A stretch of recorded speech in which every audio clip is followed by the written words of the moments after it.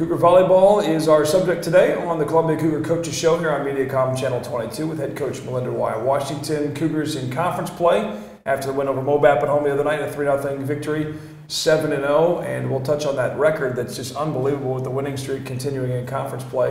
Not jinxing it, I'll knock on something so we don't do that. But the Cougars getting ready to travel to Daytona Beach, Florida, and play in the Embry-Riddle tournament. Embry-Riddle, one of the top teams in the country.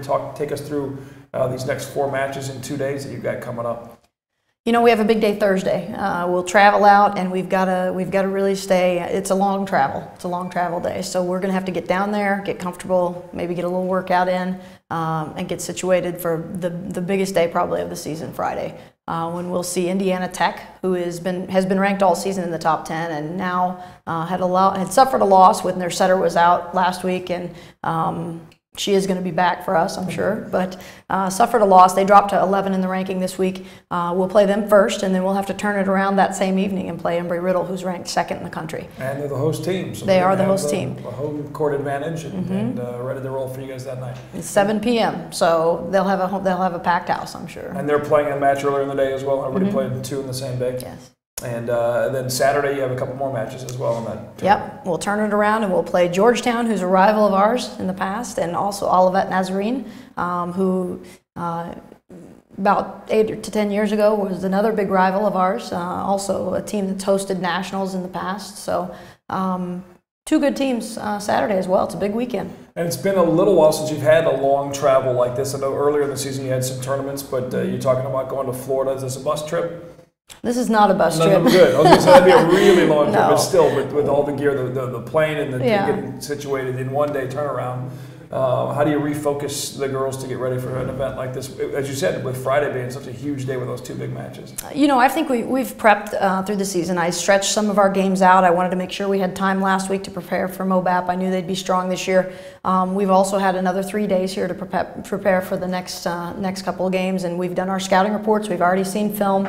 We started as soon as the Missouri Baptist match finished. That evening in the locker room, we started prepping for the weekend. So I think that we've seen film on everyone. We're still going to work on film 1 more day today so that we have our scouting reports finished, but I think we should be mentally prepared. Hopefully we can bring the physicality that we need to compete with these 4 teams. And it's amazing in the coaching profession in general, whatever the sport is, whether it's softball or soccer, or how much film can help, and it's easier now with the technology to get quality film on opponents and some scouting reports, so you guys, not just as a coaching staff, but then as a team, can prepare by watching the film from their previous matches and put together a game plan. It's very helpful. Against Missouri Baptist, we had great scouting report and great film, and the girls executed the game plan very well. Like I said, we did have a little bit of a lag in game 2, but for the most part, we executed. We knew where the ball was coming from. We knew the tendencies of all of their players and executed well. We made good plays on the ball. We want to try to do the same this weekend. We're familiar